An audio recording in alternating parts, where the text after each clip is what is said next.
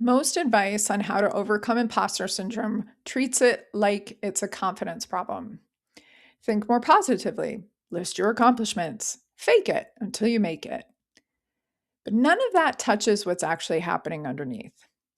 Imposter syndrome is what it feels like when you've spent years trusting everyone else's read on a room over your own.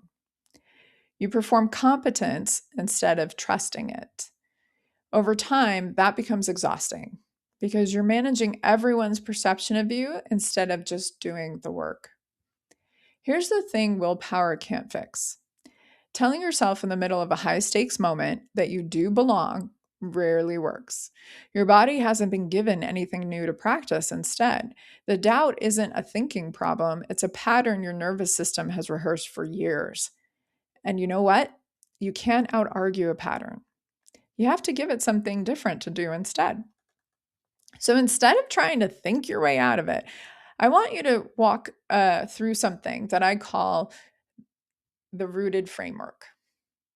It's 5 practices integrated into one system instead of 5 separate problems you're managing alone. The first practice is naming the pattern while it's happening, not after. If you can't see self abandonment in the moment, you can't interrupt it.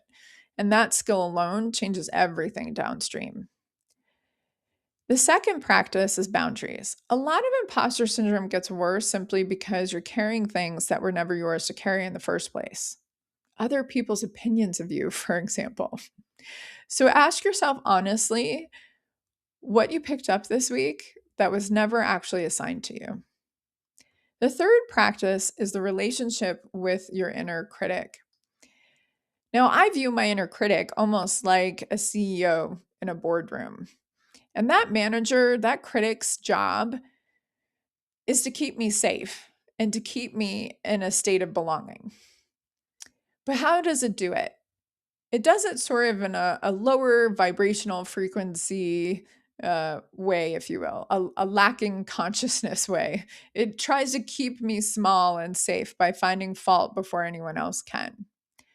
So if you have an inner critic like that, learning to pause and ask what a steadier voice, a higher perspective voice would say instead of what you're hearing changes the entire dynamic, even if you only manage to do this once a day.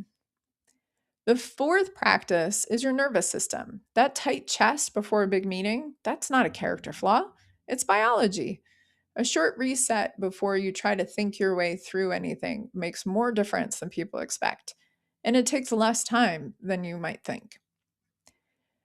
The final and fifth practice is leadership that comes from alignment instead of performance. Did this week's decisions come from who you actually are or from who you think you're supposed to be? That question asked consistently starts to shift how you show up over time. Now, none of these are separate fixes. They're one integrated system. When you practice across all 5, you stop feeling like you're managing 5 different problems and start feeling like you're building one coherent life. Here's the reframe I want you to leave with. Being rooted doesn't mean the doubt disappears for good. It means you have a fast, repeatable way to find your way back to yourself every time it shows up. That's not perfection, that's a practice. And building it even imperfectly means you are already not the same person who started. If this resonated, the Self Trust Society is where we go deeper. $5 a month, link is in the show notes below.